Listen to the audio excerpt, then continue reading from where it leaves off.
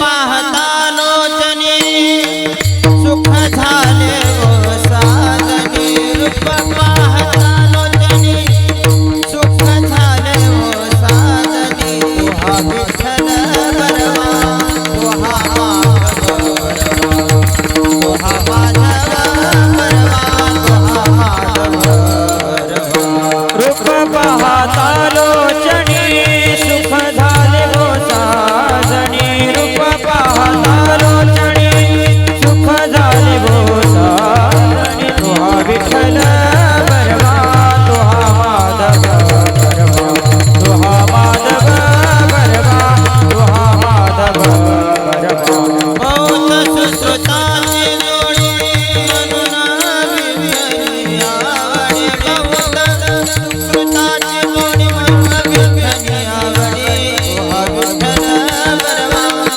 तुहा माधव बरवा तुहा माधव बरवा तुहा माधव बरवा बहुत सुकृताची जोडी म्हणून विठ्ठली आवडी तुहा विठ्ठल बरवा तुहा माधव बरवा तुहा माधव बरवा तुहा माधव बरवा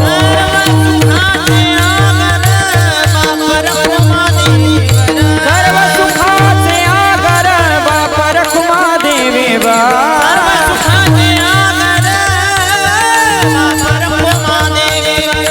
सर्व सुखाचे आगर बाप रखुमा देवीवर सर्व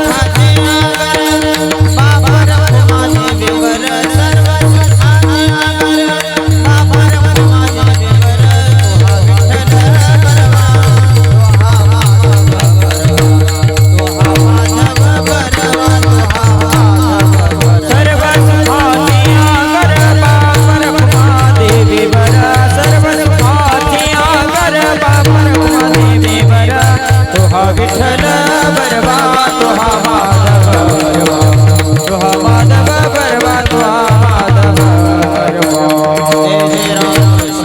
जय जय राम कृष्ण हरे जय जय राम कृष्ण हरे जय जय राम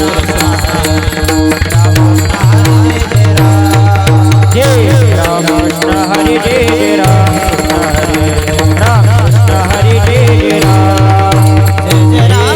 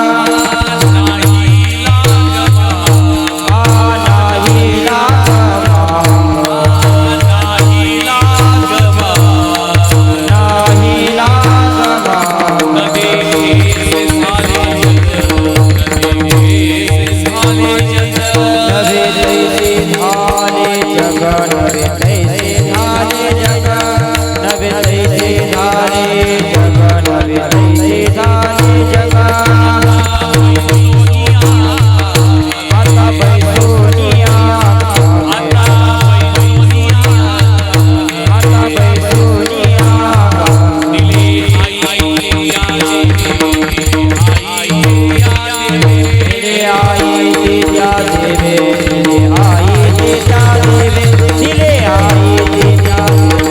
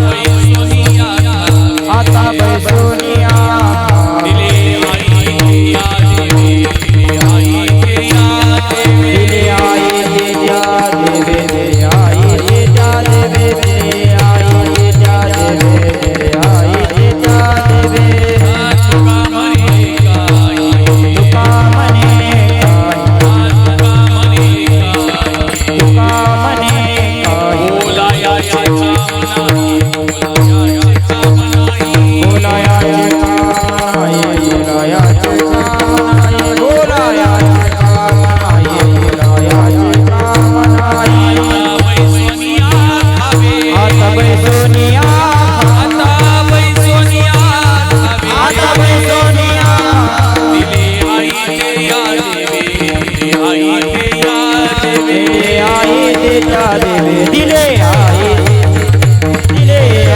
देता देवे दिले आई देता देवे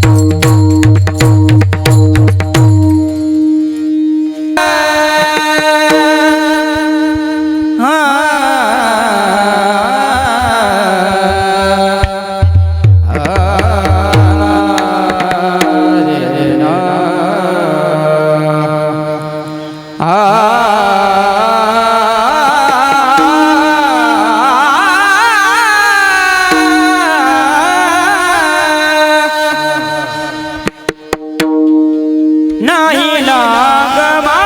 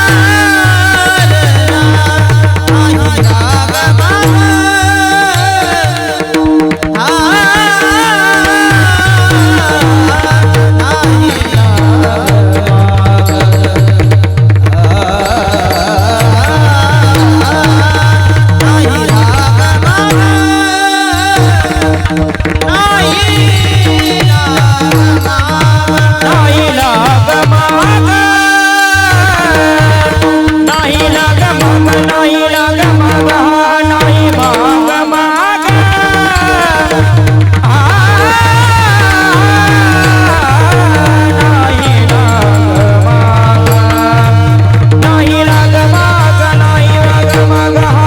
नाही लाग माग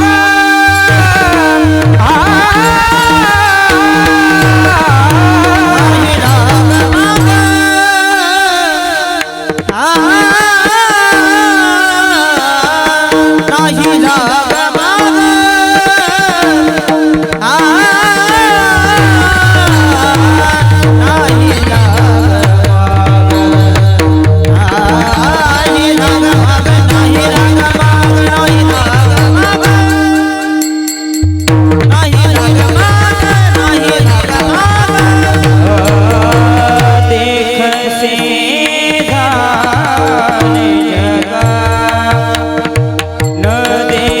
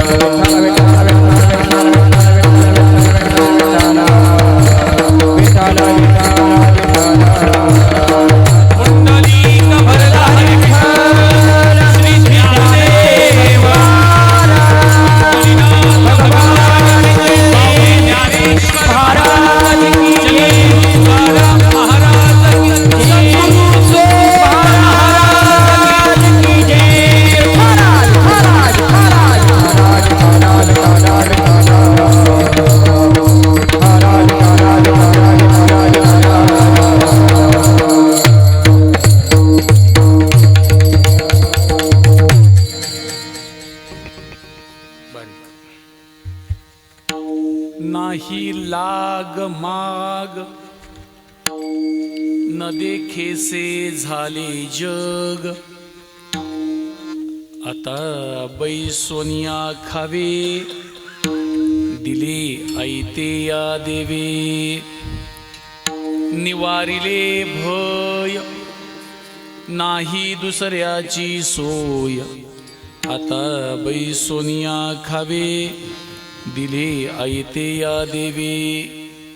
तुका म्हणे काही बोलायाचे काम नाही, आता बैसोनिया खावे, दिले ऐते या देवे. पांडुरंगा करू प्रथम पांडुरंगा करू प्रथम श्री चरण संतानी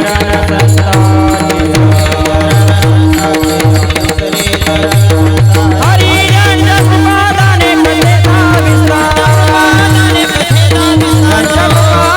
कथेचा विस्तार, बाबाजी संकुलदास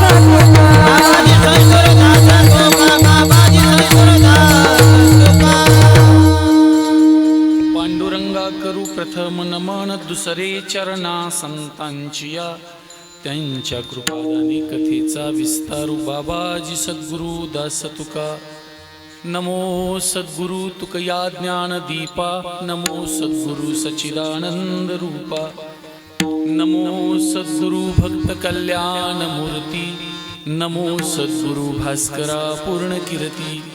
नाही लाग मा खेसे झाले जग, सोनिया खावे, दिले आयते या देवे. विठ्ठल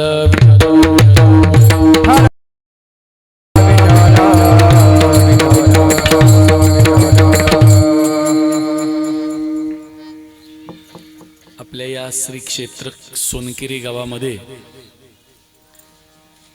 गेले 51 वर्ष सुरू असणारा अखंड हरिनाम सप्ताह, सप्ताहातील आजचा हा दुसरा दिवस आणि दुसऱ्या दिवसाच्या कीर्तन रूपी सेवेकरता निवडलेला अभंग महाराष्ट्राचे क्रांतिकारी संत जगद्गुरु जगद्वंदनीय श्रीमंत तुकोबाराय यांचा 4 चरणाचा अत्यंत महत्वाचा गोड असा अभंग असून आयुष्यातली धावाधाव संपून स्वतःचा सुरू असलेला आणि स्वतः करीत असलेला पाठलाग संपून एका विश्रांतीच्या ठिकाणी, एका विसाव्याच्या ठिकाणी पोहोचल्यानंतर झालेल्या अवस्थेचं वर्णन महाराज या अभंगातून करतात. विठ्ठल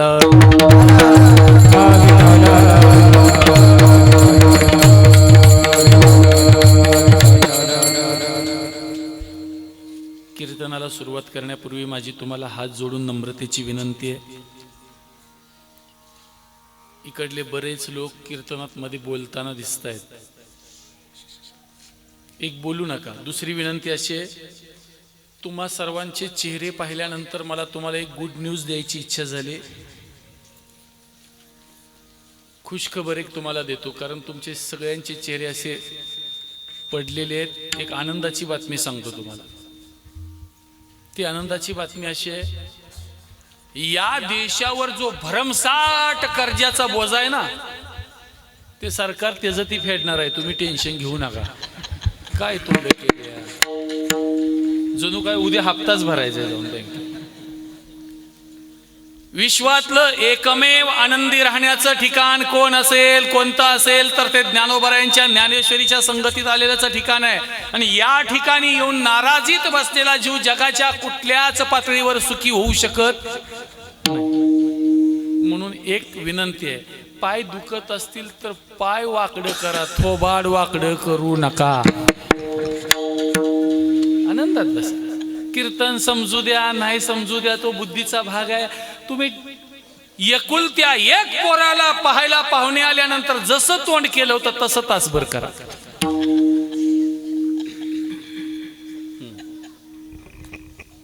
एका विश्रांतीला, एका विसाव्याला पोहोचल्यानंतर तुकोबारायांची जी अवस्था झाली, तुकोबाराय त्याचं वर्णन करतायत. माणसाचं जीवन जर बघितलं तर सकाळी उठल्यापासून झोपेपर्यंत आणि जन्माला आल्यापासून मरेपर्यंत फक्त धावाधाव सुरू आहे.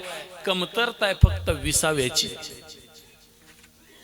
काळा असू द्या, गोरा असू द्या, लहान असू द्या, मोठा असू द्या, गायक असू द्या, वादक असू द्या, ऐकणार असू द्या, सांगणार असू द्या, लग्नाचा असू द्या, बिन लग्नाचा असू द्या, गरीब असू द्या, श्रीमंत असू द्या, गडी असू द्या, बाई असू द्या, प्रत्येकाच्या जीवनात धावाधाव सुरू आहे. माणूस कधी कोणाच्या मागे धावतो तर कधी कोणाच्या पुढे धावतो. गरीब श्रीमंत होण्याकरता धावतोय, काळा गोरा होण्याकरता धावतोय, लहान मोठा होण्याकरता धावतोय, जाड पातळ होण्याकरता धावतोय. ज्याच्याकडे 1 रुपया आहे त्याला 100 पाहिजे, 100 वाल्याला 1000 पाहिजेत, ज्याच्याकडे 1000 आहेत त्याला लाख पाहिजेत, लाख वाल्याला करोड पाहिजेत. हा न संपणारा प्रवास आहे. किती पैसे दिल्यावर समाधान होईल? एकाला विचारलं, रस्त्यानं जात असताना जंगलात घुसलास, त्या जंगलात तुला पैशाचा मोठा ढीग सापडला, काय करशील? पैशाचा ढीग सापडल्यावर मी निवांत, पैशाचा जर ढीग सापडला बस करील, हाडाची काय रक्ताचं ढीग आणखीन कुठं आहे का बघायला जाईल. ह्याला डबऱ्यात घातला पाहिजे का नाही? जे मिळालं भोग आणि त्याचा उपयोग आणखी समाधान नाहीच. किती जरी दिलं तर समाधान नाही. एकदा मी माझ्या मित्राकडे गेलो, नाराज होऊन बसला होता. मी म्हटलं, का रे बाबा एवढा का नाराज झालाय? असं जगातलं कोणतं मोठं दुःख तुझ्यावर येऊन आपटलंय, असं काय झालं नाराज व्हायला? म्हटलं, महाराज आजोबा वारले. अरे म्हटलं, आजोबा सगळ्याच मरतात, पण तुझा चेहरा लईच पडलाय. काय पेन्शन वालो? कारण साधं म्हातारं मरणं पेन्शन वालं मरणं ह्याच्यामध्ये फरक आहे ना. नाही म्हटलं, आजोबांनी मरायच्या आधी 1 लाख रुपये दिले. अरे म्हटलं, झालं काम म्हाताऱ्याचं, संपलं. आता तू कशासाठी एवढा नाराज आहेस? 1 लाख रुपये आहेत ना तुझ्याकडं?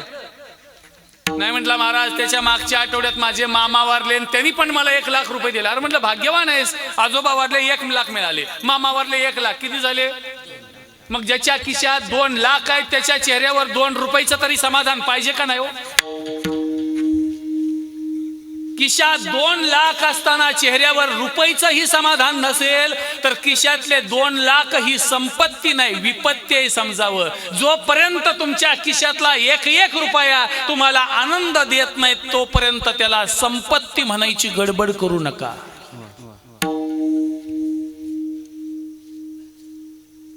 संपत्ती माणसाला खरी सुख देऊन जाते. मी म्हटलं, एवढा नाराज का? 2 लाख रुपये तुझ्या जवळ आहेत. नाही म्हटलं, त्याच्या मागच्या आठवड्यात चुलते वाटले, त्यांनी पण 1 लाख दिले. अरे म्हटलं, तुझ्यासारखा नशीबवान जगात कोण नाही. 3 आठवड्यात 3 गेले, 3 लाख मिळाले, मग तू नाराज का? तू म्हटलं, काय विचारताय नाराज का? नाराज का? 3 आठवड्यात 3 गेले, 3 लाख मिळाले. आता आठवडा झालं वाट बघतोय, कोण मरणा की? म्हणजे दुसरी मेली तर चालतेल, पण मला माणसाचा स्वभाव असा आहे, त्याला समाधान नाही. ज्ञानोबाराय खूप गोड सांगतात, तैसी तृष्णा वाढीलिया मेरुही हतारिया तरी म्हणे का दिया दानव. माणूस तृष्णेचा गुलाम आहे. तुम्ही आम्ही नोकरीला आहे, तृष्णेच्या घरी. तृष्णेनं रोज जन्माला यायचं आणि तिनं जसं सांगल तसं आपण आयुष्यभर राबायचं. तृष्णेची मजुरी करायचं काम फक्त चालू आहे आमच्या जीवनामध्ये. विश्रांती मात्र कुठंच नाही. गरीब श्रीमंत होण्याकरता धावते, काळा ती गोर होण्याकरता धावते. त्याच्या बाला असा रंग, परमेश्वराच्या रंगाला गॅरंटी आहे बरं. मला म्हणजे एक जण म्हटलं, महाराज तुम्ही एवढी कीर्तन प्रवचन सांगता, मग त्या कीर्तनात आणि त्या ज्ञानेश्वरीत कुठं रंग कलर गोरा होण्याचं आले का? म्हटलं, आले की, पण तू काय काय लावून दमलाय सांग म्हणलं आधी. म्हणलं, तू काय काय लाव? म्हणलं, हमाम लावला, रेक्सोना लावला, संतूर लावला, लॉयबॉय लावला, कोण नसताना एक दिवशी रिन बी लावून बघितला, पण काय परिणाम नाही. अरे म्हटलं, ते तसलं लावून चालत नाही. टुबतलं काय लावलंस का? हो म्हणलं, लावलं ना, ती फेअर अँड लवली ना, फेअर अँड लवली लावली, पण काहीच परिणाम नाही. म्हटलं, लावून फरक पडणार नाही. 2-2 चमचे रोज खाऊन बघ काय फरक पडतोय. माणसाला सुंदर दिसण्याचा मोह जास्त निर्माण झालाय. सुंदर असण्यापेक्षा सुंदर दिसायला बरं वाटते. मी म्हटलं, मी सांगतो ते लावशील का? तो म्हटला, तुम्ही सांगाल ते लावतो. म्हटलं, एवढं सगळं लावून जर झालं असेल तर एकच लाव. म्हटलं, काय लाव? काडी लाव आता त्याला. देखना चेहरा कोणता असतो माहिती आहे? देखना चेहरा, देखणे ते चेहरे जे प्रांजलाचे आरसे, गोरटे वा सावळे या मोल नाही फारसे. जगातला चेहरा देखणा कोणता? गोरा आहे का सावळा याला किंमत नाही. ज्या चेहऱ्यावर प्रामाणिकपणा असतो जगातला तो सर्वात देखणा चेहरा असतो. लक्षात.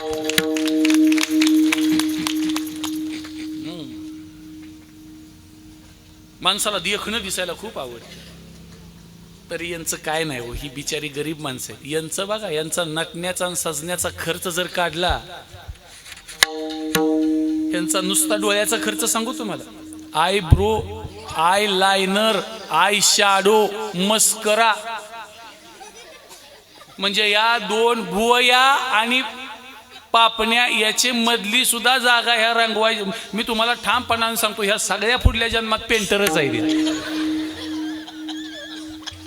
आयुष्यभर फक्त रंगवायचं काम चालू आहे. डोळ्याला रंगवायचं, ओठाला रंगवायचं. तुम्ही फोटो काढलेले बघा, कधी साधा फोटो काढायचा म्हटलं तर तुम्ही असं उभा असता. ह्यांचे फोटो बघा, केसापासून हनवटीपर्यंतची सगळी त्वचा ते ओठात आणतात. आणि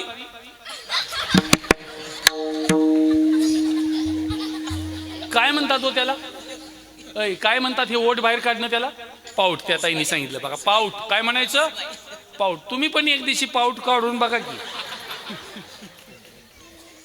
पण माता भगिनीनं तुम्हाला सांगतो, ऐका, ज्या ओठांचा तुम्ही पाऊट काढताय, म्हातारपण त्याचा आऊट काढणार आहे. ज्ञानोबराची एकच ओवी आहे का? तांबुले ओठ राहू, हसता दात दाऊ, सनागर मिरवू बोल जेने, तयाची पाहे या तोंडा, येईल जळबटांचा लोंडा, या उमलती दाडा दाता सहित. ज्या ओठांचा तुम्ही पाऊट काढताय ना, त्या ओठाच्या दोन्ही बाजूनी म्हातारपणी वृद्ध अवस्थेला गरळच बाहेर येणार आहे. का परफ्यूम सांगतं इकडं असं बाहेर, घाणेरडे पदार्थच बाहेर येणार आहेत ना.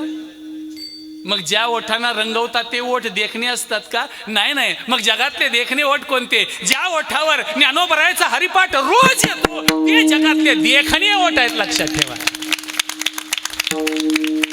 जो वदे अच्युत सर्व काळ, जो वदे अच्युत सर्व काळ, जो वदे अच्युत सर्व काळ, जो वदे अच्युत सर्व काळ. पवित्र तुझे वाणी पुण्य मुक्त, जो वदे अच्युत सर्व काळ, जो वदे अच्युत सर्व काळ. पवित्र तो देहवानी पुण्यवाला, जो वदे अच्युत सर्व काळ, जो वदे अच्युत सर्व काळ.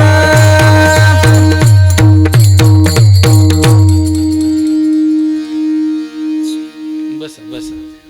असली 15-16 आणून ठेवली म्हणजे मला बी अंगणवाडीत कीर्तन केल्यागत वाटतं.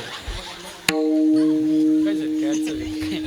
काय दुखणं असेल तर सांगा मला. आवाज पाहिजे का तुम्हाला? पाहिजे? म्हणजे माझं काय चुकलं तरी पण सांगा, काय अडचण नाही. ही मला वाटतं महाराजांचं गाव हिंगोली. वाशिम आणि हिंगोलीचेच का? छान छान.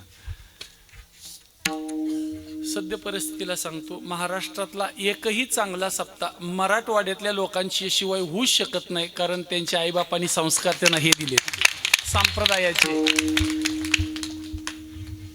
ही पकवाज वाजवत्यात, आपली वागवाय जरी शिकली, इथनं तिथपर्यंत न्यायचा तरी खूप झालं.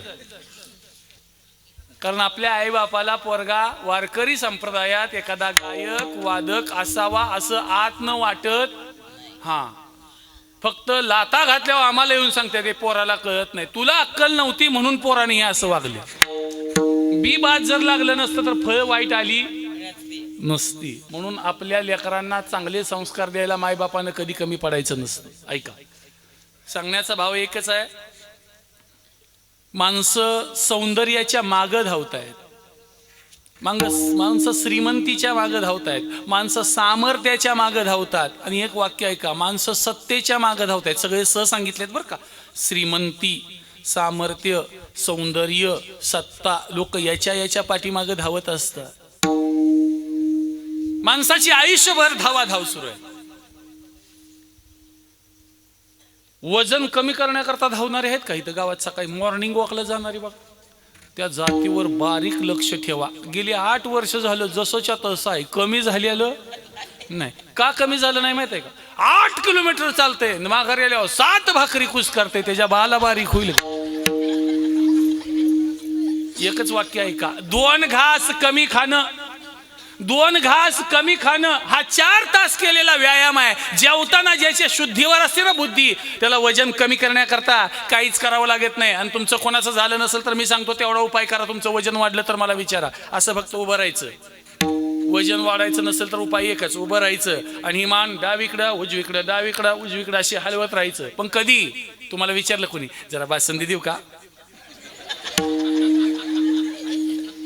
ज्याला हा मानेचा व्यायाम जमला ना त्याचं वजन वाढत नाही. या जगात धावणारे 2च आहेत. एक आलं का मान लचकल ग बस, ते आताच हलवून बघायला लागलं.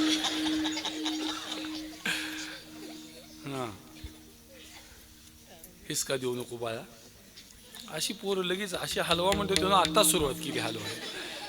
विठ्ठल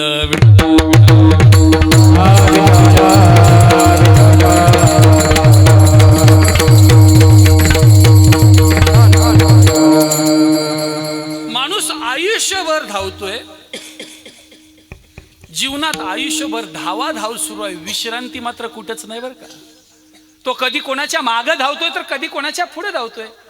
पूर्वीच्या काळात टांग्याला घोडा जुंपला जायचा आणि घाण्याला बैल जुंपला जायचा. बैलाच्या मागे आर जोडलेला असायचा आणि टांग्याच्या पुढे लुसलुशीत गवताची पेंडी जोडलेली असायची. पेंडी बघितली की घोडा पळायचा आणि आर पळला की बैल चालायचा. आताच्या आमच्या पोरांना आधी आर म्हणजे काय सांगावं लागेल. आर कुठं असतं रे बाळा? वा क्या बात आहे, टाळ्या वाजवा एकदा. आर चुलीत असतो हे त्यांना कळलंय. त्यांना म्हणजे माहित आहे. बऱ्याच लोकांना आर कुठं असतो हेच प्रश्न जर पुण्यात विचारला तर ते म्हणतो EBCDत असतो आर. अवघड आहे. पण ही सोनकिरीची हुशार आहेत बरं का. चुलीत आर असतोय. तो आर बैलाच्या माग जर डब्यात लावला ना तर तो भाजायचा आणि तो भाजला की बैल चालत राहतो आणि गवताची पेंडी पाहिली की घोडा पळत राहतो. पेंडीच्या नादानं किती पळालो घोड्याला कळत नाही आणि आर पळतोय म्हणून किती चाललो हे बैलाला कळत नाही. ही जनावरं विश्रांत धावत असतात, विश्रांती न घेतात चालत असतात. अविश्रांत म्हणजे सोपं करून सांगतो. अविश्रांत म्हणजे काय? हे बघा इथं कॉलेज आहे का कुठे जवळ? कुठं? आंबरला. तुम्ही लक्ष देऊन पहा. प्रत्येक कॉलेजच्या बाहेर ऊसाच्या रसाचा घाणा असतोच. असतो ना? का असतो माहित आहे? ज्याला आत रस नाही.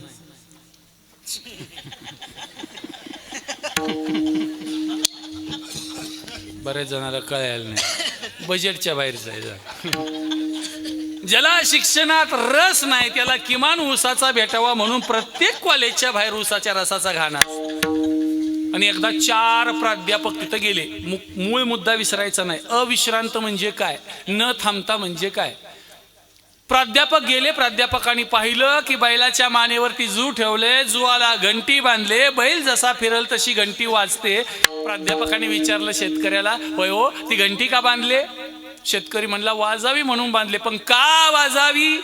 शेतकरी म्हणाला मी ऊस आणायला गेलो, रस द्यायला गेलो, पैसे घ्यायला गेलो, ग्लास धुवायला गेलो तर बैल चालतोय का नाही हे पाहण्याकरता घंटी बांधले. आवाज आला की समजायचं बैल चालतोय आणि आवाज बंद झाला की समजायचं बैल थांबलाय.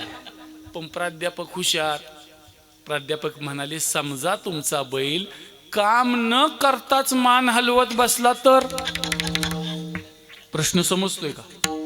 काम न करता मान हलवत बसला तर? कारण काम न करता मान हलवली तरी घंटी वाजणार आहे. काय प्रश्न आहे बघा, किती खतरनाक आणि मार्मिक प्रश्न प्राध्यापकाने विचारला. पण शेतकऱ्यानं त्याच्या पुढचं सांगितलं.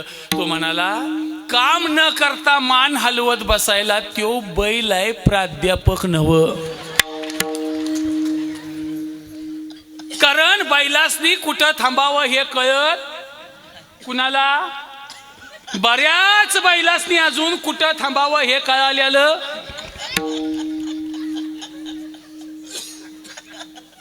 काय काय बैल बघते तिकडे बरं का, खतरनाक आहे. आयुष्यभर धावण्याकरताच आहे, पळापळ करायचे, पण वय ठरलंय ना. बालपण कशात घालवावं, तरुण्य पण कशात घालवावं, म्हातारपण कशात घालवावं, शास्त्रानं सांगून ठेवले. आपल्या वयाची विभागणी करून ठेवले. वय वाढेल तसं संसारातलं लक्ष वाढावं का कमी व्हावं? अय तुम्हाला विचारतोय, वाढावं का कमी व्हावं? वय वाढेल तसं काय वाढावं. तुझं वाढीव आता वाढावं. तू लहान आहेस अजून. ते म्हणते वाढावं. वय वाढेल तसं संसारातलं लक्ष कमी करावं. मरेपर्यंत कधी संसार करायचा नसतो ना. आपल्या जबाबदारी आहे ना, पुढच्या पुढीवर देऊन मोकळं व्हायचं असतं. हे सोपं करून सांगतो. माता भगिनी, आई शपथ सांगायचं. आई शपथ आहे तुम्हाला तुमची. ज्या दिवशी तुमच्या पोराचं लगीन झालं, संसार कुणाचा हो? पोराचा. आणि सुनाचा म्हणल्यावर मरल का इथं? मुलाचा आणि सुनाचा नाही. नाही नाही नाही, मुलगा कुणाच्या ताब्यात आहे? सुनाच्या ताब्यात. मग तिलाच गोड बोललं तर? ऐका, गोड कसं बोलायचं हे सुनाकडून शिकावं. ती घरात सासूला गोड बोलते का नाही? आई 4च भांड्यात घ्या. आई गेली बोंबलत भांड्याकडे. भांड्यातनं मोकळी होत्या का नाही तोपर्यंत आई हे करा दिवसभर सून, आई आई आई हे करा, आई ते करा दिवसभर सून, आई आई आई. आणि म्हातारी संध्याकाळी कामानं आय आय आय आय आय. गोड बोलून काम कसं करून घ्यायचं सासवानं कळतं, सुनानं कळतं. तेवढी अक्कल सासूला नाही. खरंच आहे. आणि तुम्हाला एकच सांगतो, वाक्य नीट ऐका. तुम्हाला पटलं तर ठेवा, नाही पटलं तर तुमच्याकडेच ठेवा. घरातल्या 100% भांडणाला सासवा जबाबदार आहे. सुना बघा किती खुश झाले त्या. ती म्हणणार ह्याला कसं कळ, आमच्या पण घरात सासू सुना आहे तेच. ऐका, जसं जसं वय वाढेल तसं हरिपाठाला किती संख्या आहे खरं प्रामाणिकपणे सांगायचं. हरिपाठाला ते जाऊ द्या, वाचायला ज्ञानेश्वरी वाचायला इथं किती संख्या आहे महाराज? 60 लोक. ठीक आहे, गावाच्या मानानं 60 संख्या योग्य आहे का कमी आहे? गावात 50 वाढलेल्या, 50चं वय वाढून पुढे गेलेली आणि घरात काय सुद्धा काम न राहिलेली माणसं किती आहे ती? आहे ती का नाही? त्यांना इथं नाश्त्याची सोय आहे का? बसायची सोय आहे का? जेवणाची सोय आहे का? आले गेल्या तर त्यांनाच माणसं नमस्कार करते का नाही? ती इथं आत बसलेत म्हणून त्यांना प्रदक्षिणा लोक घालून जाते की नाही? म्हणजे इथं मान अपमानाची काही गरज नाही, सगळं नुसता मानच आहे माऊलीच्या दारात. मग एवढं सगळं असलं तर इकडे येते ती का? जात घरात करंज्या फोडत बसेल, पण इकडं नाही. कारण वय वाढलं तर किती लक्ष संसारात घालावं अक्कल नाही. बऱ्याच सासू अजून सुनाला असं ताब्यात ठेवतात आणि सांगते प्रत्येक सण आला की तिनं यायचं सासूला विचारायचं एवढी डाळ घालू का? काही कमी होईल नाही तर जास्त होईल. तिचं तिनं घातलं तर मरल का? बरं त्याच्यापेक्षा सोपं विचारतो, सासू मेल्यावर तिच्या निवदाची डाळ सून ती तिच्या अंगच्या काट्यानं घालत्या का नाही? मग सासूच्या निवदाची तिला कळत असेल तर सणाची कळ ना कळतंय, पण सासूला आपला हिस्सा तिथनं आपला जी वट आहे तो कमी करू वाटत नाही. एक लक्षात ठेवा, ही धावाधाव आहे, ही जीवनातली धावाधाव आहे. या धावाधावीतनं मुक्त व्हायचं असेल तर खरा विसावा शोधला पाहिजे. माणूस आयुष्यभर धावतोय हो, मरस्तोर संसार करायचा नसतो. काय काय लोकांच्या डोक्यात मरस्तोर संसार असतो. एकाचं किराणा मालाचं दुकान होतं, किराणा मालाचं, आणि 3 पोरं, रुपयानं 2 रुपयानं 5 रुपयानं गोळ्या बिस्किटं विकून गहू साखर विकून 3 मुलं शिकवली, करोडपती पार्टी झाली. म्हातार मरायला टेकलं तर दुकानात लक्ष काढावं का थांबवावं? काढावं ना. करोडपती पोर आहे ती, सोनं नाणं घरात ढीग भर आहे, पैसा सारखा ढीग भर आहे, पाहिजे तसा जमीन जुमलाय, सगळं आहे. मग म्हाताऱ्यानं पुन्हा मरायला टेकलं तरी दुकानात लक्ष घालावं का? नाही. पण ते म्हातार मरायला टेकलं आणि त्याला दिसत नव्हतं. मग त्यानं सगळ्या मुलांना बोलावून घेतलं. विचारलं माझा धाकला मुलगा कुठं आहे हो? लोक म्हणली डाव्या बाजूला बसलाय की तुमच्या. आणि थोरला? ते म्हणले उजव्या बाजूला आहे. मरायला टेकलेलं म्हातारं, हातपाय हालत नव्हतं, उठायला येत नव्हतं, बोलायला नीट येत नव्हतं. ते म्हातारं म्हणते मग माझा मधला मुलगा कुठं आहे? लोक म्हणले तुमच्या समोर बसलाय की. ज्या म्हाताऱ्याला उठा येत नव्हतं ते काठी घेऊन उठलं, तावात म्हणतोय तिघं बी इथंच आहेत, मग दुकानात कोण आहे? आता दुकानात नेऊन टेकवायचंय तुझं गल्ल्यावर. असला संसार असतो. मग मला सांगा, प्रामाणिकपणे सांगा, ज्याच्या आयुष्यातल्या शेवटच्या पर्यंत परमात्म्याचं नाव सुद्धा आठवलं नाही, त्याला मेल्यावर मोक्ष मिळेल असं वाटतं? मोक्ष मिळेल असं वाटतं? तुमच्या भ्रामक कल्पना आहेत. कावळा शिवल्यावर मोक्ष मिळाले आहेत. आयुष्यभर घाणेरडं जीवन जगणाऱ्या माणसाच्या पोटीवर लिहिलेलं असतं वैकुंठवासी. का त्याच्या 4 गुंठ घेऊन ठेवले वैकुंठात? अरे वैकुंठाला कोण जातो? हरिपाठाला विचारा ना. ज्ञानदेवा पाठ हरिहा वैकुंठ बरला घनदाट हरी दिसे. ज्ञानदेव ध्यानी रामकृष्ण मनी तेने वैकुंठ भुवनी घर केले. ज्ञानदेवा फळ नारायण पाठ सर्वत्र वैकुंठ केले असे. ज्ञानदेवा सांग झाला हरिपाठ पूर्वच्या वैकुंठ मार्ग सोपा.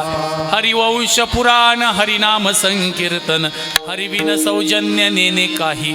तया नरा लाधले वैकुंठ जोडले सकळही घडले. हरिपाठ कीर्ती मुखे जरी गाय पवित्रची होय देह त्याचा. तपाचे सामर्थ्य तपेन्नला अमुप चिरंजीव कल्प. वैकुंठ हा शब्द जिथं जिथं आलाय ना, त्या प्रमाणाची सुरुवात एकतर ज्ञानदेवा ह्या शब्दापासून झाले, नसेल तर हरी या शब्दापासून झाले. याचा अर्थच असा आहे वैकुंठ एकतर हरित आहे, नसेल तर ते ज्ञानदेवात आहे. विठाला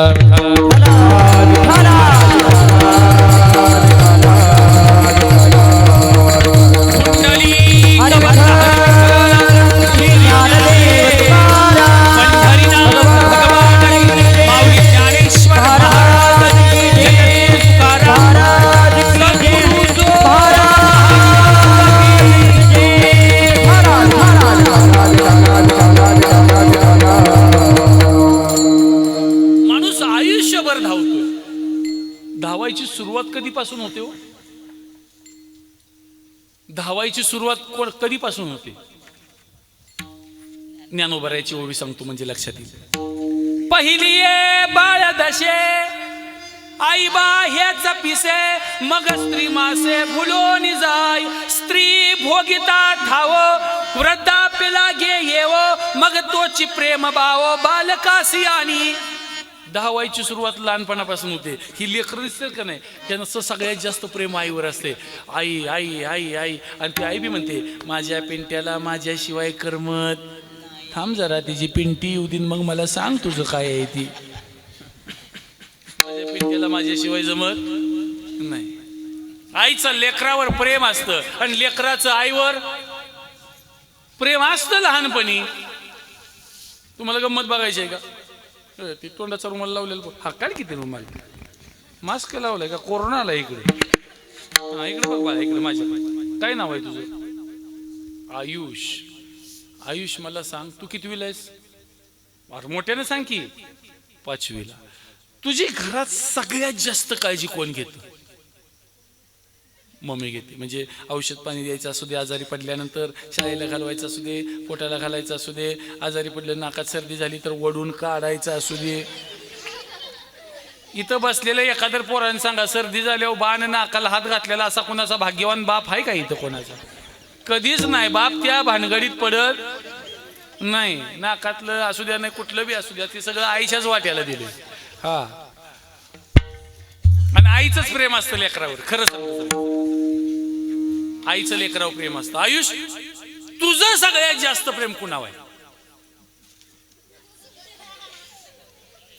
घरातलं विचारतोय, वर्गातलं नाही सांगायचं काय? हा, घरातलं तुझं सगळ्यात जास्त प्रेम कुणावर आहे?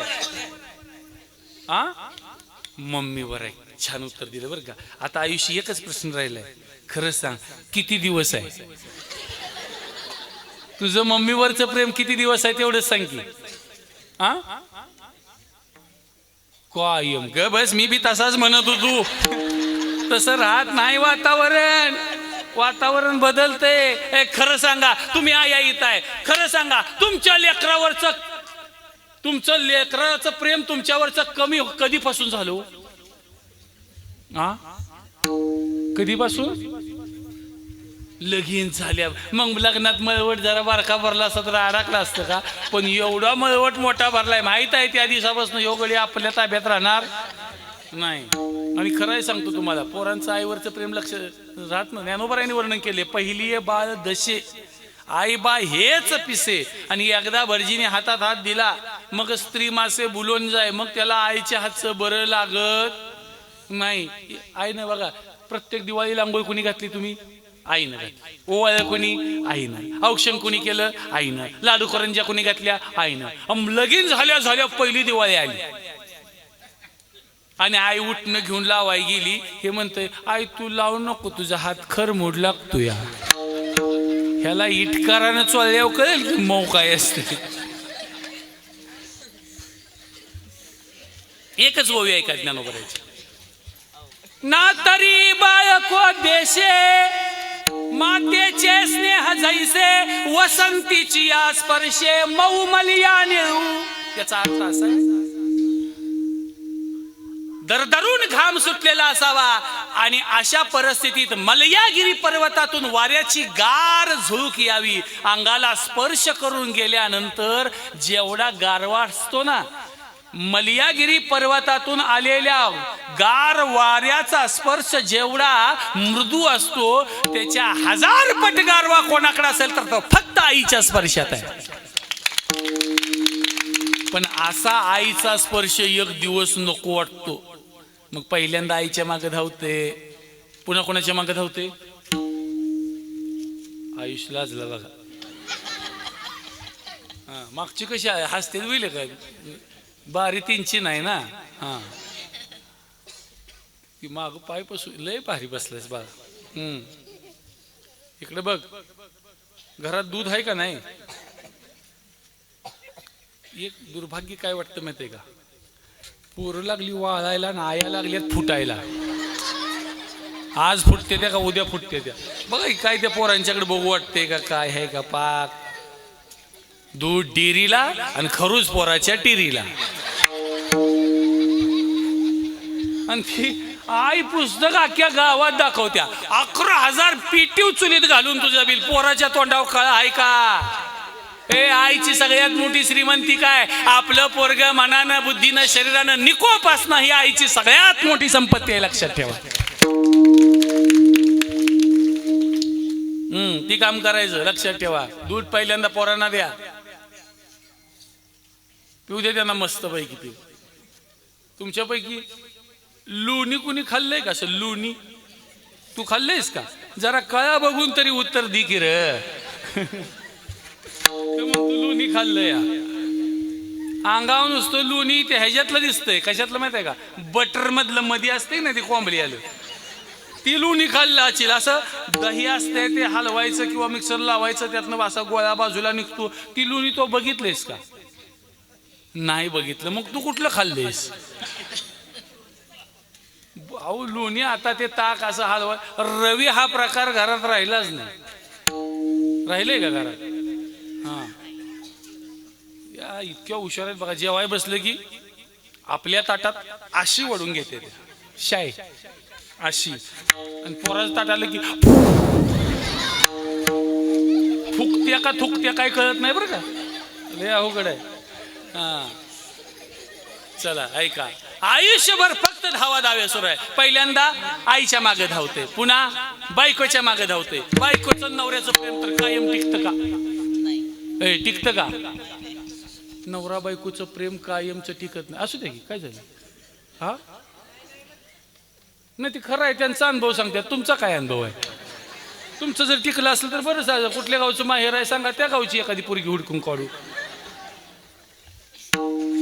प्रत्येकाचा नवरा बायकोचं प्रेम जसंच्या तसं राहतं का? पहिल्या दिवशी तुम्ही घात चारला होता, त्याच्यावर पुन्हा चारलाय का? एकदाच फक्त घात चारला, ती बी कसा?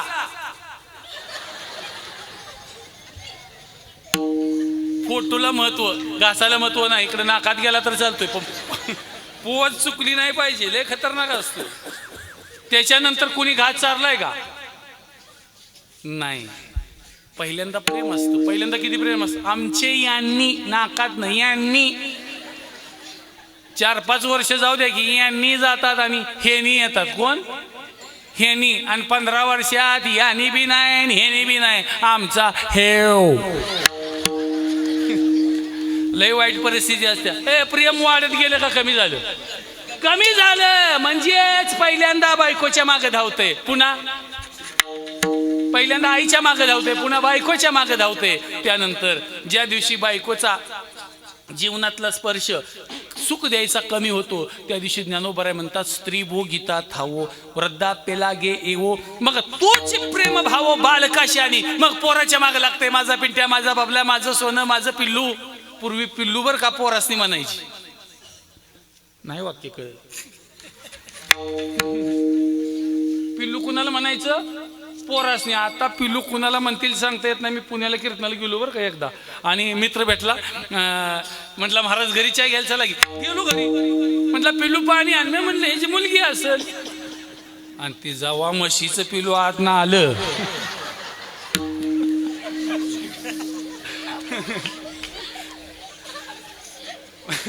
लय वाईट प्रकार आहे. पूर्वी विठ्ठल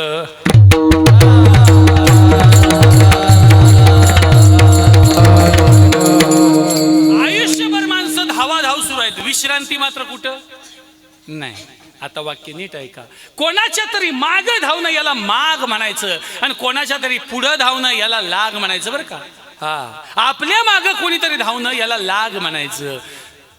माणसाचा माग असतो संसाराचा, आणि लाग असतो कळीकाळाचा.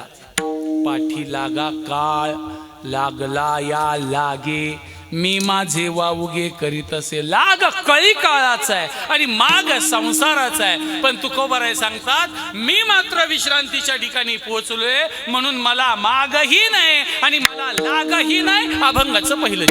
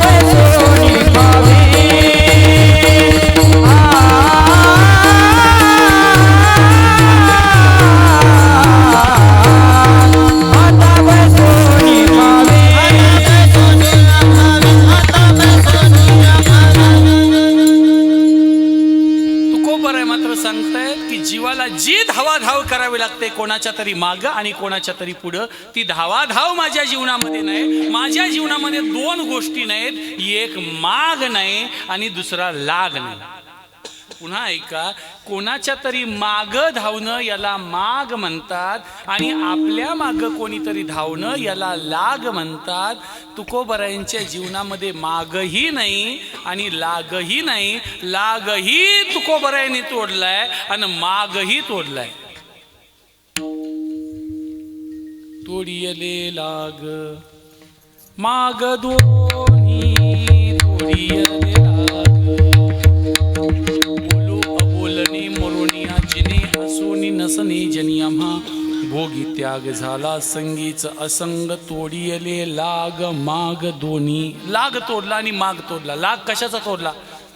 आशेची लाग तोडिले, अधैर्याचे कडे झारिले, निद्रेचे मोडिले काळवखे.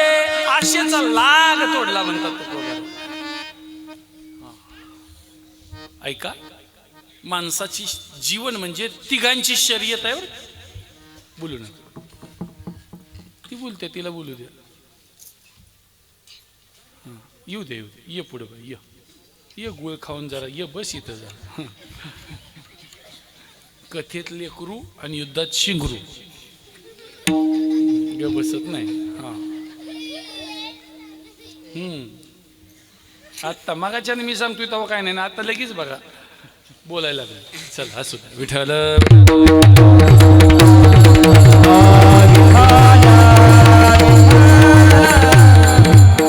माणसाचं जीवन म्हणजे तिघांची शर्यत आहे. पुढे संसार आहे, मध्ये आपण आहे ना आपल्या मागं काय लागला. ही गोष्ट एवढी लक्षात ठेवा. पुढे कोण आहे? अरे बोलत चला. एक नंबरला कोण आहे? संसार. मध्ये आपण, माग काय? आपण संसाराच्या मागं धावतोय तर आपली पाठ कोणाकडे असेल हो? काळाकडं. कारण मागं कोण आहे? काळ आहे. पुढं कोण आहे? संसार. आपलं तोंड कोणाकडे आहे? संसाराकडे. पाठ कोणाकडे आहे? काळाकडे. तिघांची शर्यत. आता गंमत आहे का, पुढचा संसार आपल्याला पळून सुद्धा सापडत नाही आणि मागचा काळ आपल्या नरड्याला धरल्याशिवाय राहत नाही. पुढचं आपल्याला घावत नाही आणि मागच्याला आपण घावल्याशिवाय राहत नाही. मग आता दोन शत्रू आहेत, एक पुढे आहेत, एक माग आहे. असं छत्रपती शिवाजी राजांच्या पण जीवनात एकदा झालं होतं माहिती आहे. छत्रपती शिवाजी राजे विशाळगडाकडून, पन्हाळगडाकडून विशाळगडाकडे धावत चालले होते. पाठीमाग सिद्धी जोहरचं सैन्य लागले आणि पुढं सूर्याजी पिसाळ, सूर्यराव मोरे ही सगळी गद्दार मंडळी ती राजांची वाट बघत त्यांच्यावर हल्ला करण्याकरता बसलेत. म्हणजे पुढूनही शत्रू आहे आणि मागूनही शत्रू आहे. पुढच्या शत्रूला माग म्हणायचं, मागच्या शत्रूला लाग म्हणायचं. तुकोबराय म्हणतात, मी माझा पुढचा शत्रू संसारही जिंकला आणि मी माझा मागचा शत्रू काळही जिंकला. आपल्या मागं काळ लागलेला असतो बरं. आता माझा तुम्हाला साधा प्रश्न आहे. असू द्या, असू द्या, काय सापडणार नाही. असू द्या, असू दे, बस बस बस. का बाय अशा उड्या का मारते माहिती आहे का? त्या फुग्यात हवा आहे. हे बघा, फुटकं फुग, फुगवणारा मरल पण ते फुगणार नाही. असू दे, कसं असेल तसं. आपला काय विषय सुरू होता? पुढं कोण आहे, मध्ये कोण आहे, मागं कोण आहे. लाग माग तोडलं हे समजून घ्यायचं असेल तर पुढं कोण आहे हे लक्षात आलं पाहिजे. संसाराला मी जिंकला म्हणतात, मी त्याच्या मागे धावत नाही आणि माझ्या मागे लागलेल्या काळाला पण जिंकला. काळ आपल्या पाठीमागं लागलेला असतो. आपल्या मागं लागलेला काळ आपल्याला दिसतो का? तुमचं सगळ्यांचं लक्ष इकडे असू द्या, काही होऊ द्या, तुमचं सगळ्यांचं लक्ष इकडे ठेवा. आपल्या मागे लागलेला काळ आपल्याला दिसतो का? आता एक अजून वाक्य, लागलेला मागं लागलेला काळ दिसत नाही का? आपण बघत नाही. आपण बघत नाही, काळ आपल्याला दिसतो. आज संध्याकाळी कीर्तन झाल्या झाल्या घरी जाऊन पहा, आपल्या चेहऱ्याकडे पहा, जुना फोटो पहा. आपलं आत्ताचा जुना फोटो बघायचं आणि आपला आरशातला चेहरा बघायचा. आपला आरशातला चेहरा आपण वाड्याकडे चाललो ही सांगतो का नाही? सांगतो ना. पिकल्याला एक केस यमाजी पाटलानं दिलेला मिस कॉल आहे. कुणी? यमाजी पाटलानं. काय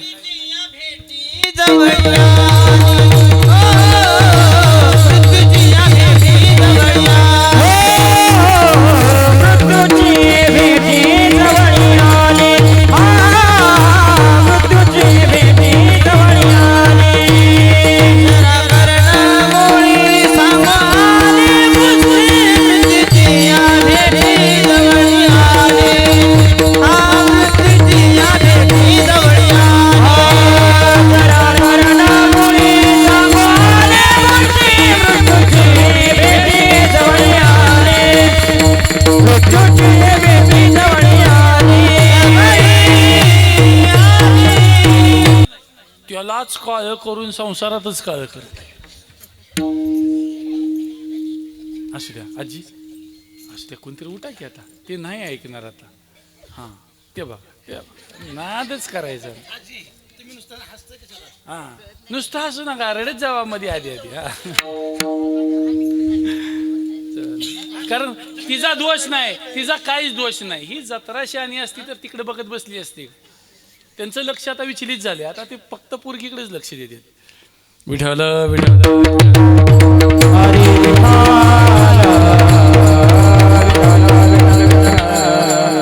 महाराज जाऊ द्या, आपण आपला राग आवरूया. हा असू द्या, काही बोलू नका, तिचं तिला उड्या मारू द्या. पण तुमचा चेहरा असा आहे, माणसाचं मन असं हलकट आहे ना. त्याला सांगितलं ही एवढी डबी ठेव आणि ह्याच्यात एक महत्वाची वस्तू आहे, उघडून तेवढी बघू नकोस.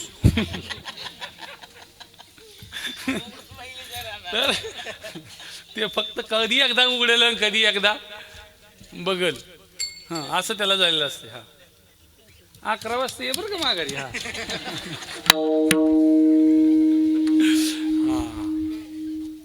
नाही पोरगी शांतच आहे, म्हातारीन चिमटा घेतलेली दिसते तिला खाली.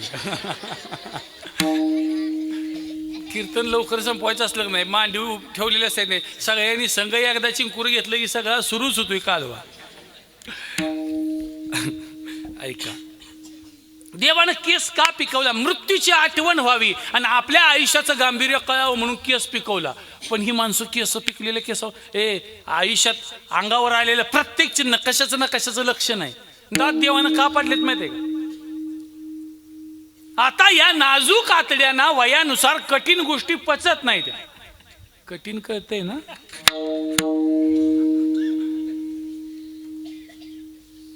कठीण खाऊ नये म्हणून डॉक्टरने सांगितलं. आणि ही जात घरात बायकोला म्हणते मला मऊ, तुला मुसकाडीच देईन मऊ मऊ मऊ मऊ दे म्हणतो. काय माणसं. ज्ञानोबाने एक विशेष ओवी टाकले बरं का. विषयाची गोडी जितू मेला नसंडी, स्वर्गी ही खावया जोडी येथोनीची.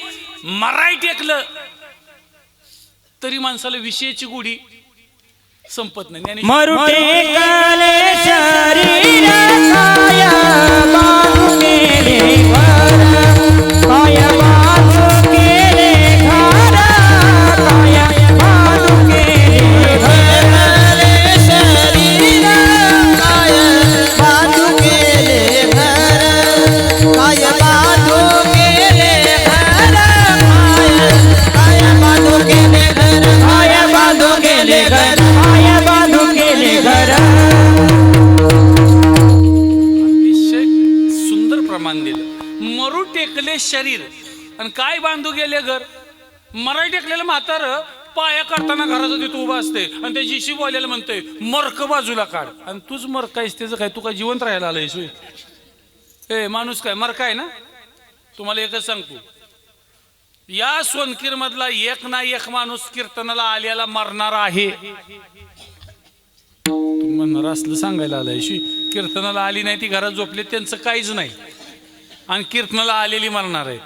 एकदा महाराजांनी असंच सांगितलं, कीर्तनाला आलेले सगळे मरणार आहेत, या सोनकीर मधले सगळे मरणार आहेत म्हणल्यावर सगळे रडायला लागले.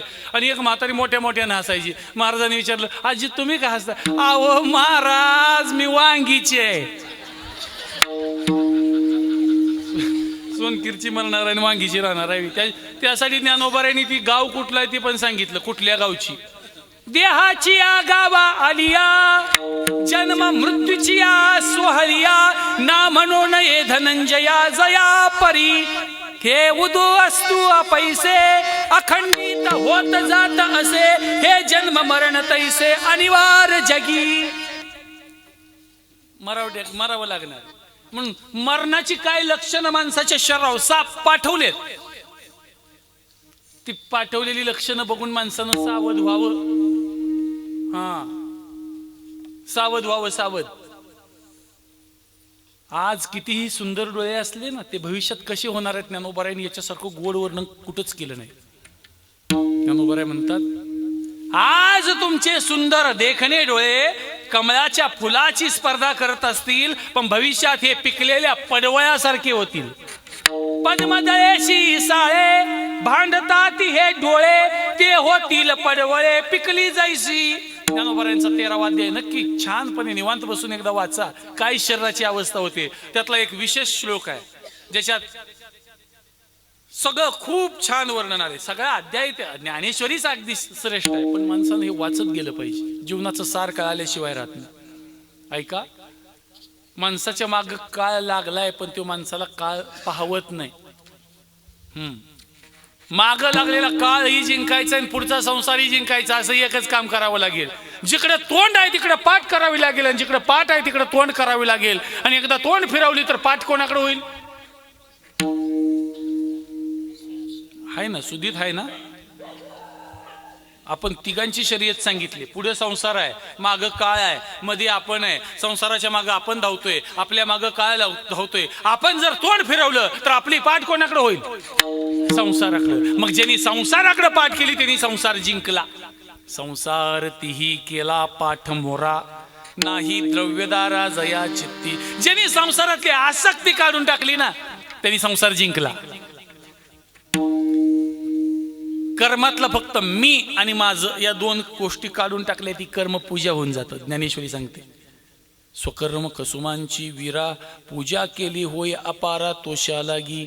मी आणि माझं फक्त काढून टाकायचं. पण माणसाला मीचा पाडा थांबतोय का? सकाळी उठल्यापासून पाहुण्याला सांगते घर मी बांध. मला का येईल त्या पाहुण्याला सांगते घर मी बांध. अला घर तू बांधलं ना, गौंडी काय करत होत? गौंडीच काय तुमच्याकडे काय म्हणते ती? गौंडीच काय? काय काय माणसाने असा एक नाद असतो बरं का. आता पाटील तुम्ही घर बांधता म्हणून तुम्हाला सांगतो, काय काय माणसं मालक असं असते बघा. पाहुणा आला की हॉल दाखवते उभा राहून. हे असं इथे पिलर आहे, इथं असं आहे, तिथं तसं, ही किचन आहे, ही दाखवू द्यावं. संडास उघडून दाखवावं का? नशीब बसून बसून दाखवत नाही. काय काय एक जवान माणसं अशी असतात बघा, त्या किंमत सांगतात. 4.5 लाख रुपयाचं संडास आहे. न 4.5 लाखाचं असलं 40 लाखाचं असलं तर काही तिथे जेव्हा येतं या. काय माणसाला कशाची किंमत सांगावी, कशाचा अहंकार मिळवावा कळतच नाही. आणि ते अहंकार आसक्ती काढून टाकणं ह्याला संसाराच्या मागे न धावणं म्हणतात. तुकोबाराय म्हणतात, मी माझ्या जीवनात मात्र मागही ठेवला नाही आणि लागही ठेवला नाही. आता मी अशा ठिकाणी पोहोचलोय जिथं निवांत बसून खायचंय अभंगाचं दुसरं. आता बैसुनिया खावे, आता बैसुनिया खावे, आता बैसुनिया खावे, आता बैसुनिया खावे,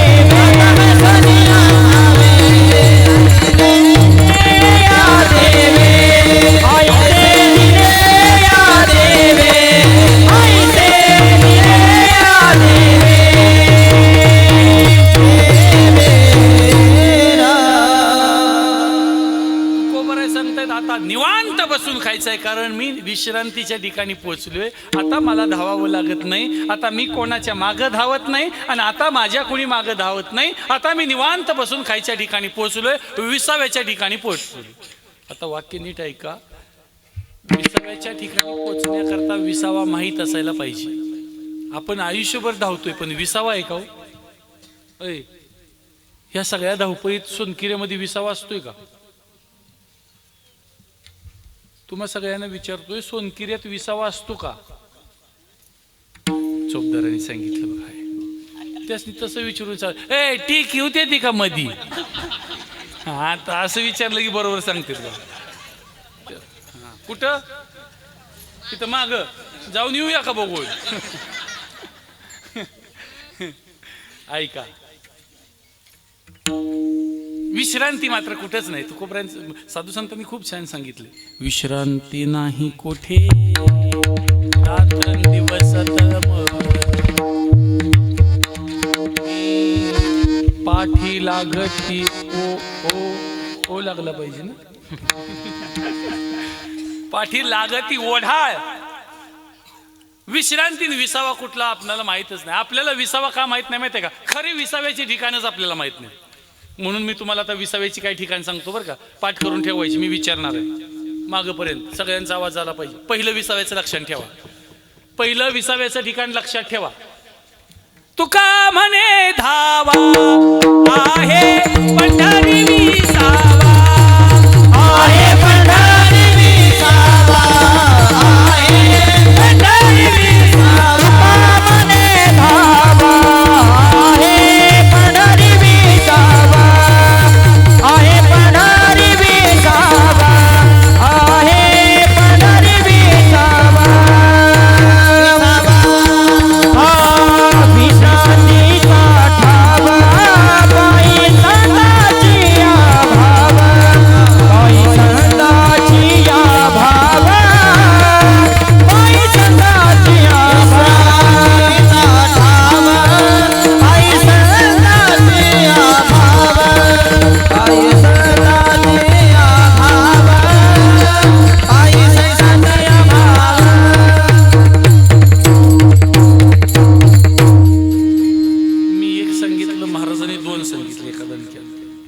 विसाव्याची ठिकाण लक्षात ठेवा. प्रमाण ऐकलं ना? तुका म्हणे धावा आहे पंढरी विसावा. पहिलं विसाव्याचं ठिकाण कोणतं? अरे मारू नका, मारू नका. हा, पंढरपूर बघितलं नाही अजून एकदा बी, असं कोण आहे का? असू दे, ही पोरगी तू लहान आहेस अजून. हा, पण बघायचं बरं का. साधू संतांनी सांगितलं लयदा बघायचं राहू द्या, एक वेळ तरी बघा. तरी तू पंढरीशी जाय एक वेळ, मग तू अवघाची सुखरूप होशी. एक वेळ तर बघायचं. काही काय माणसं पंढरपूरला एकदा सुद्धा बघत नाहीत. ती जात सोलापूरला चालली तरी पंढरपुरात तिची झोप लागलेली असते. काय वाईट आहे? पंढरीशी जाणे आला संसारा, पंढरीशी जाणे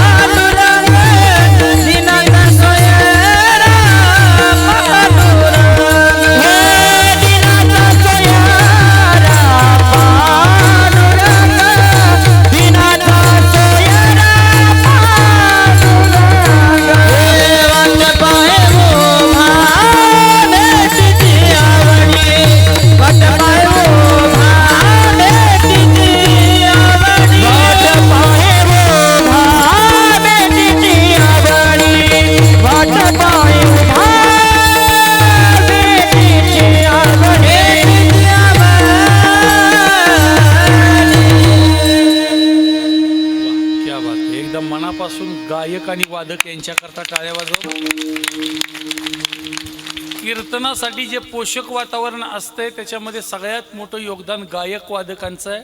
आणि ते तिघं पण अतिशय सुंदर अशा पद्धतीचं छान वादन आहे आणि छान गायन आहे. आणि याच्यात आणखीन एक मोलाचा वाटा चांगला कोणाचा असेल तर 7 दिवस सगळ्यात मोठं काम करणार कोण असेल तर साऊंड सिस्टीम वाले, त्यांच्याकरता एकदा मनापासून टाळ्या. खूप छान, अतिशय चांगल्या पद्धतीनं जोडले. येणारे अजून 4-5 दिवसामध्ये अजून कसा चांगलाच इफेक्टिव्ह कसं जोडता येईल पहा. कारण या मंडळानं महाराष्ट्रातल्या नामांकित उद्यापासूनची जी कीर्तन आहेत ती महाराष्ट्रातली नामांकित लोक आणण्याचा प्रयत्न मंडळानं केलेला आहे. तेव्हा मंडळाचं पण मी ऋण व्यक्त करतो, पण ह्या सगळ्यांचं योगदान अतिशय मोलाचं आहे. सांगण्याचा भाव एकच आहे की पंढरपूर हे पहिलं विश्रांतीचं ठिकाण आहे. दुसरं ऐका, विठ्ठल आमुचे जीवन, आगम निगमाचे स्थान, विठ्ठल सिद्धीचे साधन, विठ्ठल ध्यान विसावा.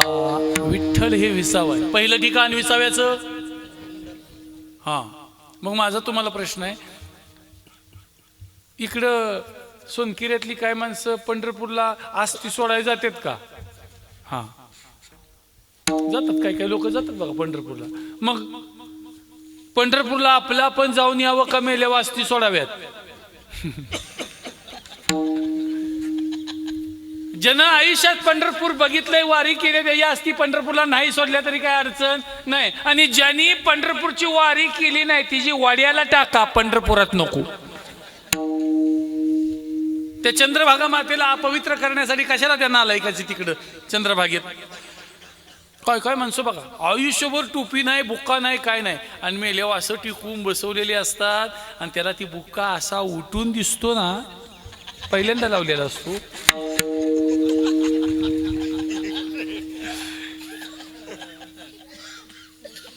उठून दिसतो का नाही? असा उठून दिसतो. कवाच लावला नव्हता, याच्या अंगावर डायरेक्ट पुढीच फुटली. वाईट आहे. म्हणून पहिलं विसाव्याचं ठिकाण आहे पंढरपूर, दुसरं विठ्ठल लक्षात ठेवा, तिसरं विश्रांतीचा ठाव, पायी संताची या भाव. तिसरं विश्रांतीचं ठिकाण आहे संत.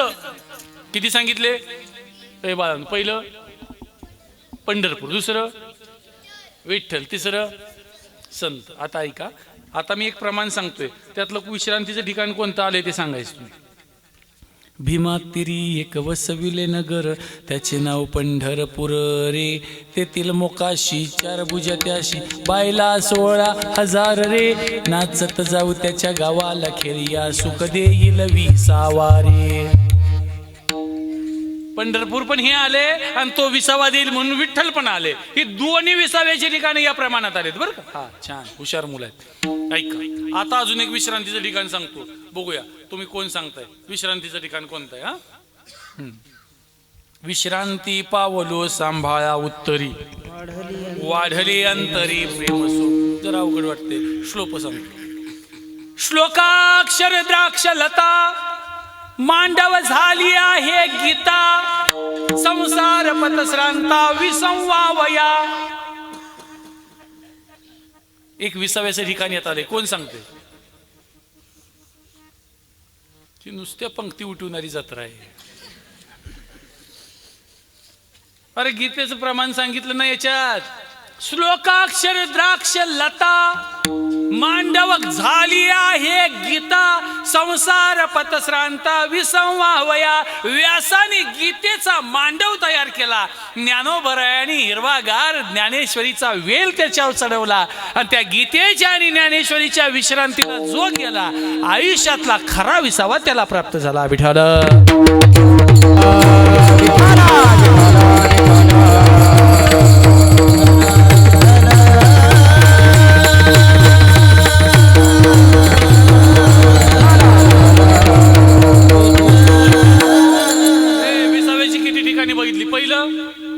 पंढरपूर, दुसरं विठ्ठल, तिसरं संत, चौथं गीता. अजून एक ऐका, आळंदी हे गाव पुण्यभूमी ठाव, दैवताचे नाव सिद्धेश्वर, नामा म्हणे देवा चला तया ठाया, विश्रांती घ्यावया कल्पवरी. हे विश्रांतीचे ठिकाण आहे आळंदी.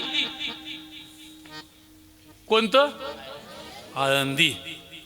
हा, कोण आहे रे आळंदीला?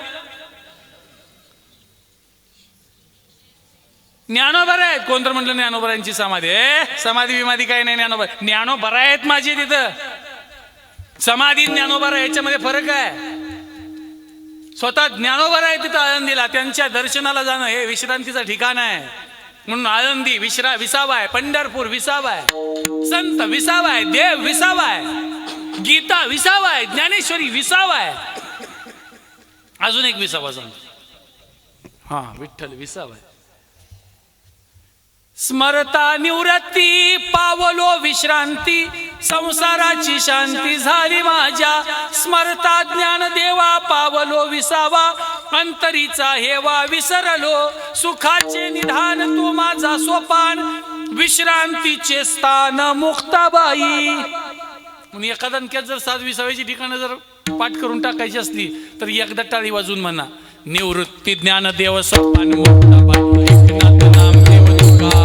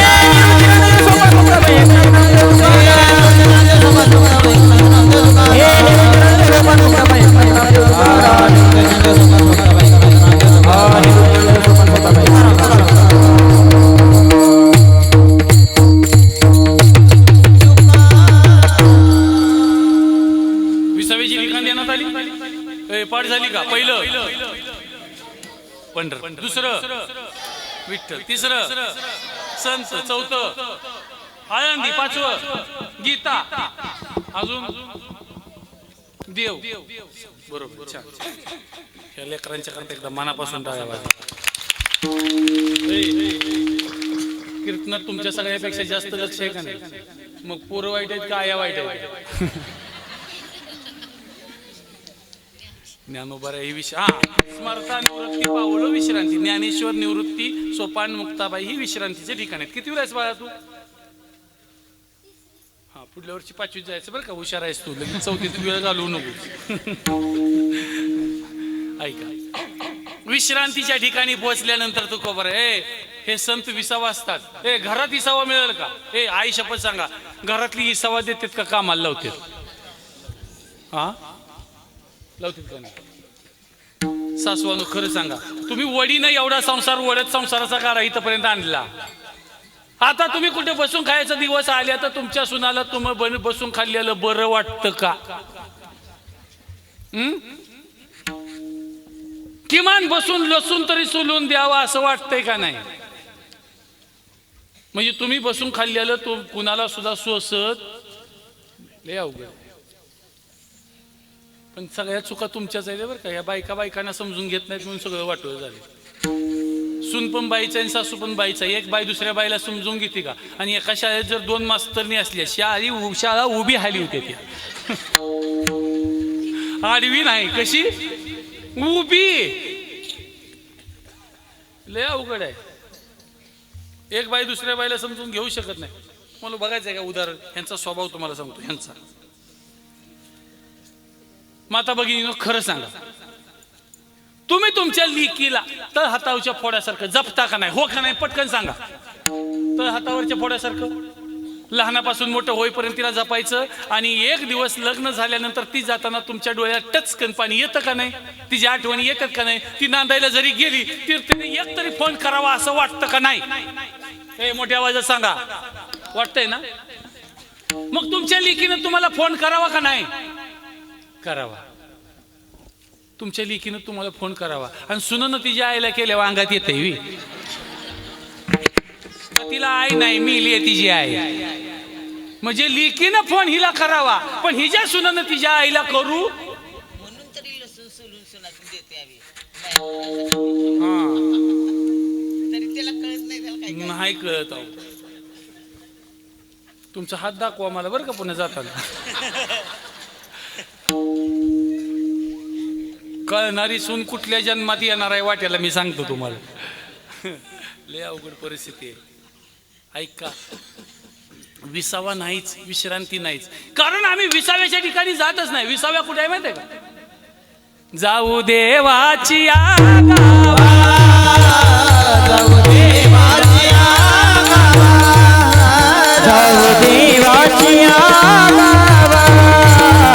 जाऊ देवाची गावा, देव देईल विसावा, देव देईल विसावा, जाऊ देवाची गावा, जाऊ देवाची गावा, देवाची गावा, देवाची गावा, जाऊ देवाची गावा, देव देईल विसावा. विसावा देणारा फक्त देव आहे बरं का? हा. आणि अशा विसाव्याच्या ठिकाणी पोहोचल्यानंतर अशा विसाव्याच्या ठिकाणी पोहोचल्यानंतर तुकोबाराय म्हणतात, आता बैसोनिया खावे आई ते या देवे. आता मला निवांत बसून खायचंय. हे बसून खायला मिळण्याकरता दोन गोष्टी असाव्या लागतात. एक तर बाप मोठा असावा लागेल, नसेल तर पोरगा कर्तबगार असावा लागेल. ज्यांचा पोरगा कर्तबगार आहे त्या बापाला निवांत बसून खावं मिळतं, आणि ज्याचा बाप मोठा आहे ना त्याच्या लेखाला पण बसून खायला मिळतं बरं. हा, तुकोबाराय तुम्ही जी बसून खायची भाषा करताय, मग तुमचं कोण मोठं आहे? तुकोबाराय म्हणतात, माझा बाप मोठा आहे. माझ्या वडिलाची मिरासिगा देवा तुझी चरण सेवा. अरे 7 पिढ्या झाल्या पांडुरंगाची सेवा चालू आहे. माझ्या बाप जाद्यांनी माझ्यासाठी संत सेवा हा ठेवा मिळवून ठेवलाय. हे संतांनी माझ्याकरता मिराशी मिळवून ठेवले, म्हणून माझा बाप मोठा आहे. तुकोबाराय म्हणतात, आयतं खायचं असेल तर बाप मोठा असावा लागतो, नसेल तर लेकरू कर्तबगार असावं लागतं. ज्या पोरांच्यावर संस्कार चांगले केलेत ना, ती पोरं कष्टानं कमवून आणतील, भाजी भाकरी घालतील, पण आपल्या आईबापाला लेकरं आयतं घालतात बरं, आयतं.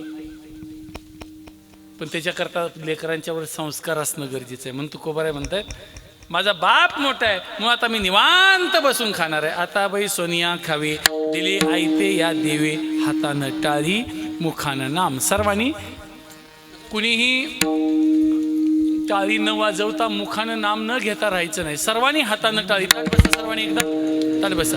विठोबा रखुमाई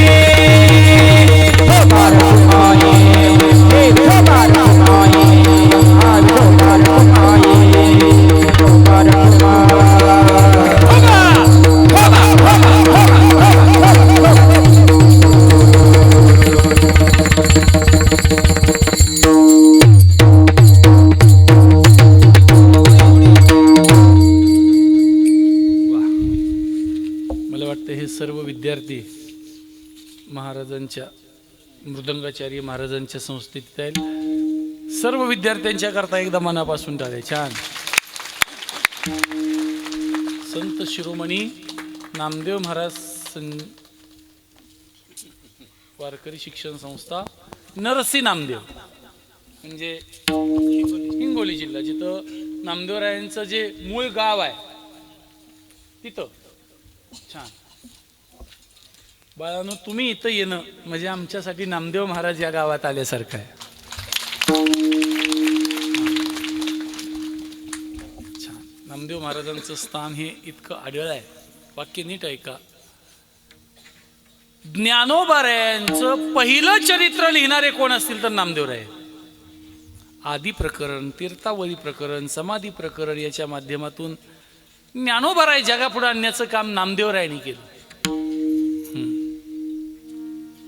म्हणून संत हे विसाव्याचं ठिकाण असतात. म्हणून आता बाई सोनिया खावी दिली ऐते या देवी. तुकोबराय म्हणतात आता मी निवांत बसून खाणार आहे, आता मला कशाचीच भीती उरली नाही. अभंगाचं 3रं चरण सांगितलंय. हे निवारिले भय निवारिले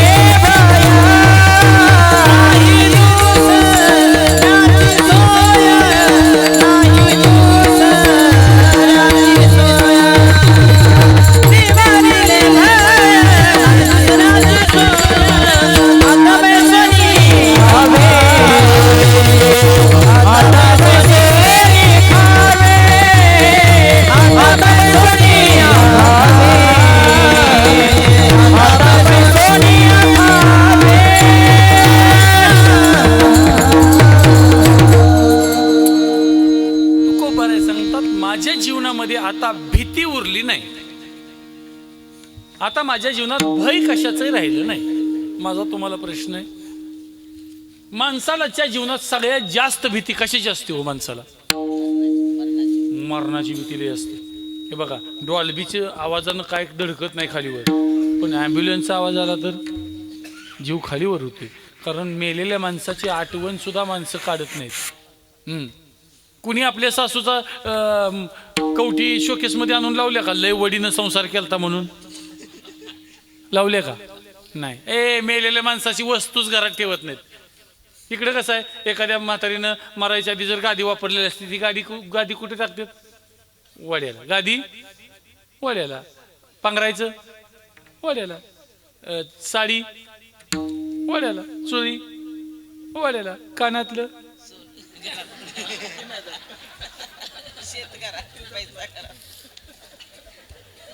कानातलं मागच्या माड्याला.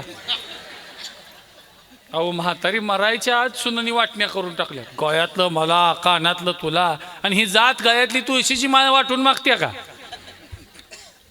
खरी संपत्ती नको, भिकारडेपणाच्या मागं तेवढी लागली ती. आता इकडे प्रकार आहे की नाही मला माहित नाही. महाराज, आमचा भाग हा सोन्या चांदीचा भाग आहे. म्हणजे या देशात एकही गाव असं नाही, शहर कुठलंही सांगतोय मी, की ज्या शहरात आमच्या खानापूर तालुक्यातला माणूस सोन्या चांदीच्या निमित्तानं नाही. आमच्या तालुक्यातल्या माणसाच्या हाताला सोनं लागल्याशिवाय या देशातल्या कुठल्याच माणसाच्या अंगावर ते जात नाही.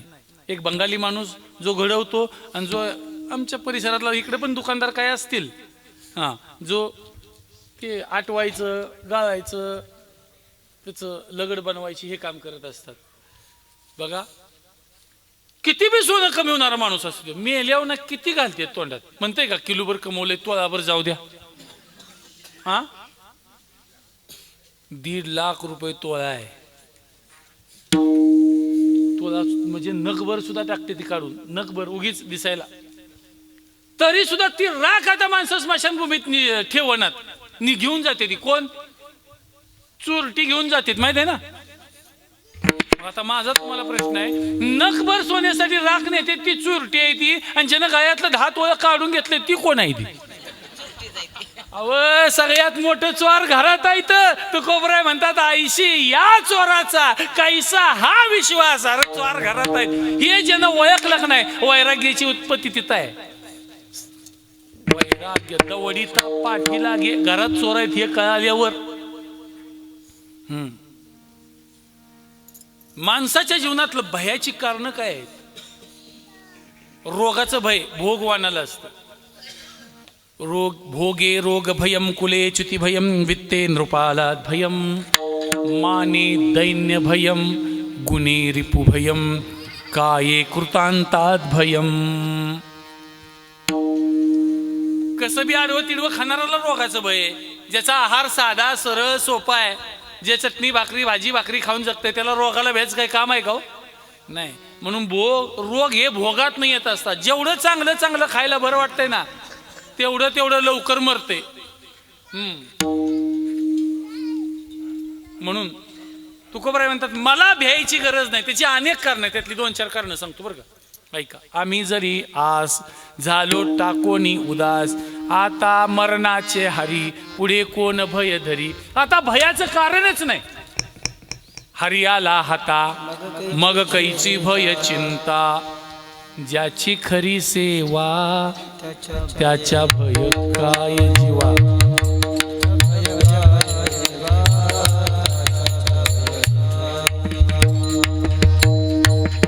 आम्हा हरीच्या दासा काही भय नाही त्रैलोकी. म्हणजे भय या गोष्टीची किती तर प्रमाण सांगता येतील की संत म्हणतात आम्हाला आता कशाची भीती उरली नाही. आणि अशा अवस्थेला पोहोचल्यामुळे तुकोबाराय म्हणतात आता मला काहीच बोलायची गरज नाही. अभंगाचं शेवटचं तुका म्हणे काही तुका म्हणे काही तुका म्हणे काही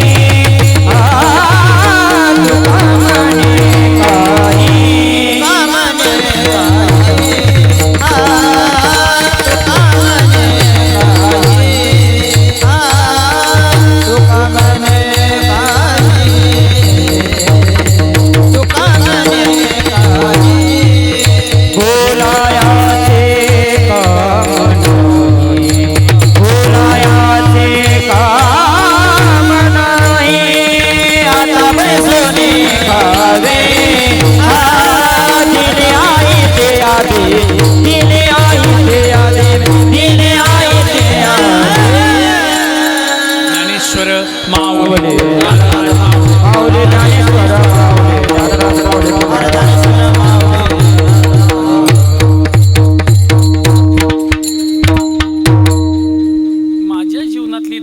संपले. आता मी आयतं खायच्या ठिकाणी जाऊन पोहोचलोय. आता माझ्या जीवनात कुठलीही भीती राहिली नाही. आणि असं झाल्यामुळे आता मला बोलायची गरज नाही. हा अभंगाचा सरळ भाव आहे. श्री क्षेत्र सोनकिरी या गावामध्ये सुरू असणारा अखंड हरिनाम सप्ताह त्याला बी कळते संपले. तुम्ही सांगून ठेवले का कुत्र्यासने 11 वाजता भुका म्हणून. म्हणजे महाराजाचं थांबल. ऐका. खूप छान असा सोहळा. त्याला फक्त सांगत चला 9 वाजता सांगत चला काळी 2ला लावलंय म्हणून. समाधान वाटलं. मला वाटतं या सप्ताहामध्ये पहिल्यांदाच बरं मी तर येण्याचं योग पहिल्यांदाच आहे. काही दिवसापूर्वी इथं एका मयामध्ये एका वर्ष श्राद्धाच्या निमित्तानं थोडंसं प्रवचनाच्या निमित्तानं आलो होतो. पण आज इथं कीर्तन सेवेची संधी तुम्हा सर्वांच्या कृपेनं मला प्राप्त झाली. मी तुम्हा सर्वांचं ऋण व्यक्त करतो. वास्तविक काय असतं, अतिशय अवघड बोललं की लोकांना कळत नाही. नाहीतर इथं काय विचारसागरण ते वेदांतन मायान उपाधीन सत्य ब्रह्मसत्य आहे जगमित्य हे जर मानलं तर तुझा तू बघ म्हणते लिंगारला जातील. त्याविषयी ह्याला सामान्य लोकांना घेऊन आपलं सरळ सरळ जावं लागतं. पण सप्त्याचं नियोजन मात्र खट्ट आहे. गायक वादक पेटीवाले सगळे साऊंड सिस्टीम मंडप खूप छान. महाराजांचं व्यासपीठ चालक या ठिकाणी उपस्थित आहेत. आदरणीय शिवाजी महाराज शिंदे महाराजांचं मनापासून दर्शन घेतो. त्यांचं ऋण व्यक्त करतो. सर्व विद्यार्थी तुम्हा सर्वांचं ऋण व्यक्त करतो. बोलण्याच्या ओघात एखादा शब्द जर चुकीचा गेला असेल तर क्षमा करा. काही दिवसापूर्वी आमच्या संजय भाऊंचा मला फोन आला की अशी इथं पारायणाचं नियोजन सुरू आहे. प्रमोद पाटील आणि संजय भाऊ तुमच्या सर्वांच्या वतीनं त्यांनी मला इथं येण्याची विनंती केली आणि इथं येण्याचा योग आला. तुम्हा सर्वांचं दर्शन घेतो. बोलण्याच्या ओघात एखादा शब्द चुकीचा गेला असेल तर तो क्षमा करा. पण जे बरोबर आहे ते साधू संतांचं आहे ते स्वीकारून स्वतःच्या जीवनाची उंची वाढवा. तुकाराम तुकाराम विठ्ठल जय जय विठ्ठल.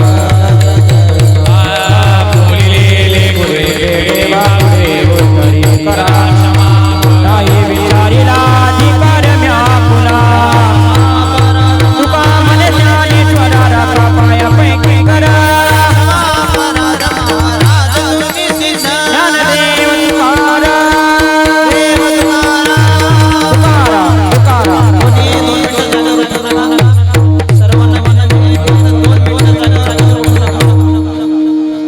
फक्त 2 मिनिट